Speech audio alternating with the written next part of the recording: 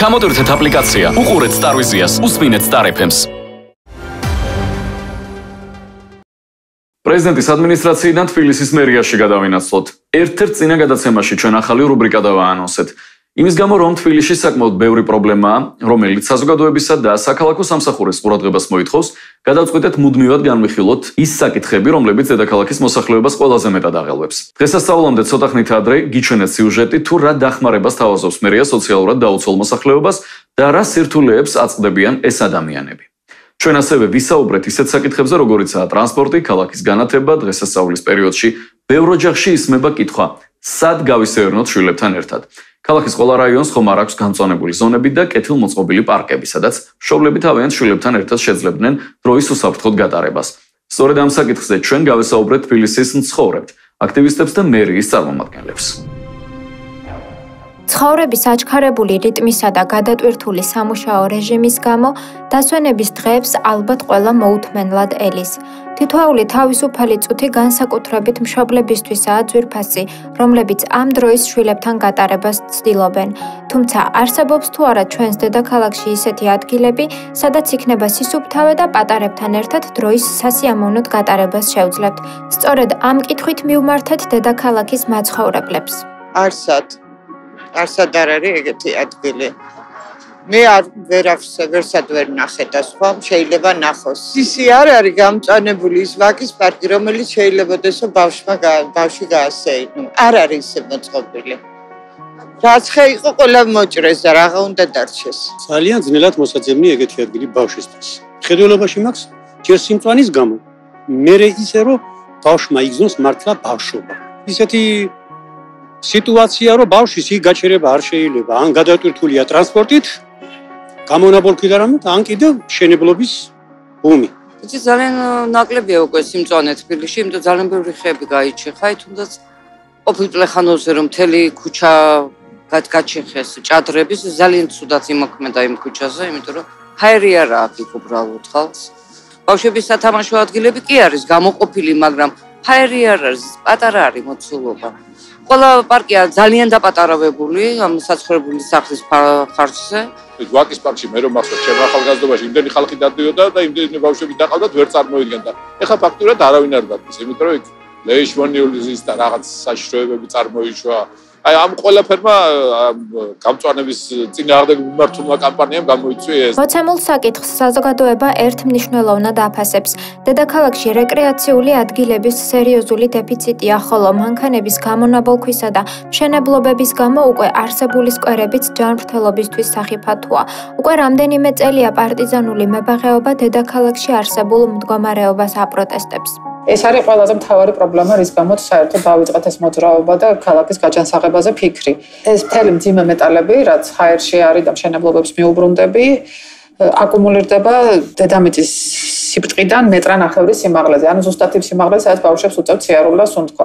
ჩვენთან მშენებლობები არის სრულიად დაუცველი, ანუ არ მიმდინარეობს არც ძველი წესით დამუშავება ქვის, არც ბადეების აფარება და მთელი ეს ძიმე მეტალებიანი ტვერი დაფრენა ზუსტად ჩვენი შვილების სასუნთქი გზების სიმაღლეზე. ძალიან რთული არის ჯერ პრობლემა რომ ვიპოვოთ სკვერი და პარკი, სადაც შეიძლება ბავშვი მივიყვანოთ და მე როგორ უნდა მივიყვანოთ ეს ბავშვი უსაფრთხოდ იმ ადგილამდე. მე ვთვლი რომ უკვე ერთწინაღის გარეშე სიარული ბავშვისთვის ქალაქში არის საკმაოდ საშიში.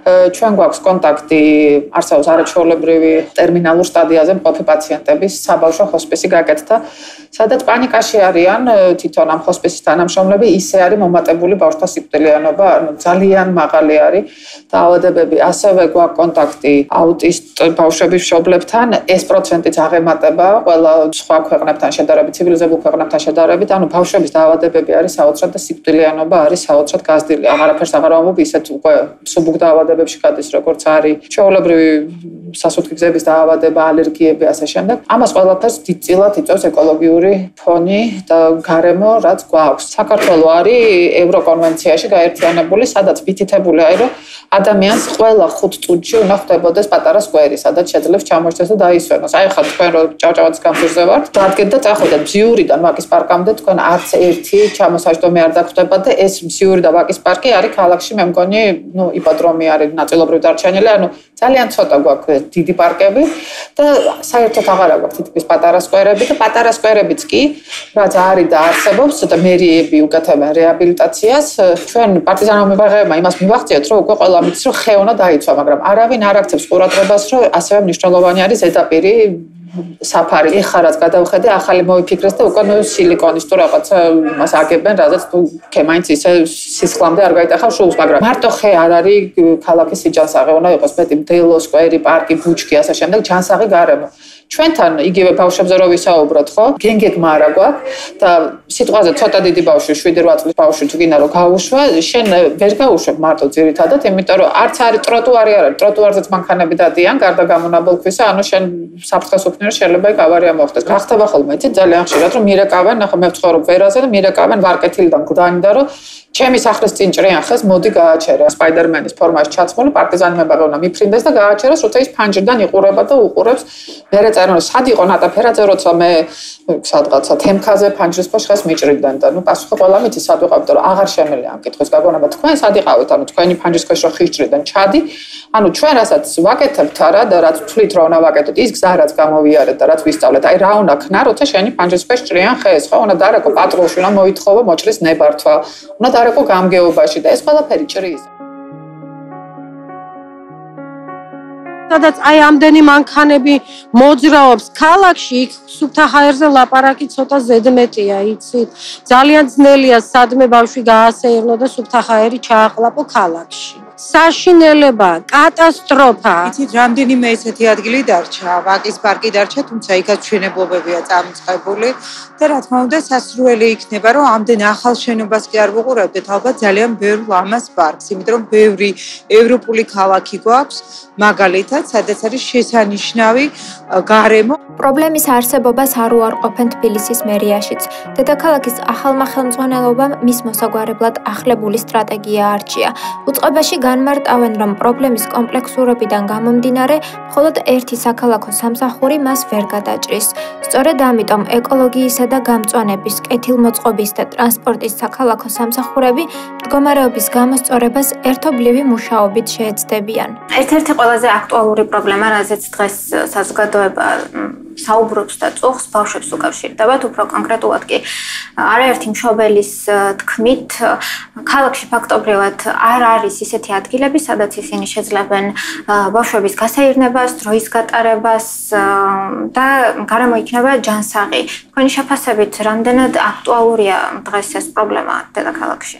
ეკოლოგიის კუთხით არსებული პრობლემები ნამდვილად აქტუალურია. მერიის ახალი შემადგენლობის ერთ-ერთი პრიორიტეტული მიმართულება გახლავთ გარემოს დაცვის ღონისძიებების გაძლიერება და ზოგადად ეკოლოგიური მდგომარეობის გამოსწორება ქალაქში. თუმცა ეს იმდენად კომპლექსური პრობლემაა და შესაბამისად კომპლექსური მიდგომა სჭირდება. ერთი სამსახურის კომპეტენცია არ არის მხოლოდ ამ პრობლემის მოგვარება და აღნიშნული პრობლემის მოგვარებაში ჩვენი სამსახურის გარდა ასევე სხვა დარგობრივი სამსახურების მონაწილეობა სასიცოცხლოდ მნიშვნელოვანია. რაც შეეხება ქალაქში არსებულ რეკრეაციული ზონების სიმცირეს, ეს ერთის მხრივ გამოწვეული ამ ჰაუსური განაშენიანებით, რომელმაც აითვისა თავისუფალი ტერიტორიები თბილისში, შესაბამისად დღეს არსებული მდგომარეობით არ არსებობდა ერთიანი პოლიტიკა, ერთიანი მიდგომა, თუ როგორ უნდა შექმნილიყო ახალი სარეკრეაციო ზონები, რაც ჩვენი მმართველობის პირობებში, ჩვენი გეგმის შესაბამისად და ჩვენი სტრატეგიის შესაბამისად აუცილებლად გამოსწორდება უახლოეს მომავალში. უშუალოდ კონკრეტულ ნაბიჯებს, რაც შეეხება თუ როგორ ვაპირებთ არსებული ეკოლოგიური მდგომარეობის და ზოგადად გარემოს დაბინძურების კუთხით მდგომარეობის გამოსწორებას, მდგომარეობის შემდგომში, რომ ჩვენი ყველა ღონისძიება თანხმედრაში იქნება და სინქრონში იქნება პირველ რიგში ქალაქ გეგმარებითი და ქალაქ მშენებლობითი დოკუმენტებში. დღეს არსებული მდგომარეობით ჩვენი საქალაქო სამსახური არ მონაწილეობს არც მშენებლობის ნებართვის გაცემის პროცესში და მხოლოდ ერთვება უკვე გაცემული მშენებლობის ნებართვის შემდგომ და იგი ამის შემდგომ გასცემს მაგალითად მწვანე ნარგავების ხელმცენარეების ჭრის ნებართვას, ასევე იგი არ ერთვება განაშენების რეგულირების გეგმების შემუშავებაში. აღნიშნული მიდგომა იცვლება ჩვენი სამართლებრივი ცვლილებების შესაბამისად, რაც გულისხმობს, რომ ჩვენი საქალაქო სამსახური მშენებლობის ნებართვის პირველივე ეტაპზე, ანუ მიწის სამშენებლო გამოყენების პირველივე ეტაპზე ჩაერთვება და იგი დააფიქსირებს თავის პოზიციას და ჩვენი სამსახურის პოზიცია იქნება გადამწყვეტი მშენებლობის ნებართვის გაცემის პროცესში, რაც თავის თავში გულისხმობს ვალდებულების დაგწევას დეველოპერებისთვის, რომ არსებული გათვალისწინებული K3 კოეფიციენტი, ანუ ეგრეთ წოდებული გამწვანების კოეფიციენტი, რომელიც ყველა მშენებლობის ნებართვას მათ შორის მრავალბინიან საცხოვრებელ და მრავალფუნქციურ შენობა-ნაგებობებს გააჩნიათ, აუცილებლად ათვისებული იქნება და ამ ტერიტორიაზე აუცილებლად გაჩნდება ახალი სარეკრეაციო ზონები და გამწვანებული ტერიტორიები. აი თქვენ სწორად აღნიშნეთ, რომ საკითხის კომპლექსურობიდან გამომდინარე, მხოლოდ ერთი საქალაქო სამსახური ამ პრობლემას ვერ გადაჭრის, თუნდაც როდესაც საუბარია ხოლმე მშენებლობაზე, არაერთი ადამიანი აღნიშნავს, რომ ამ გამოდმებული მშენებლობის გამო თუ კი ქალაქში აღარ დარჩება ადგილი, რომ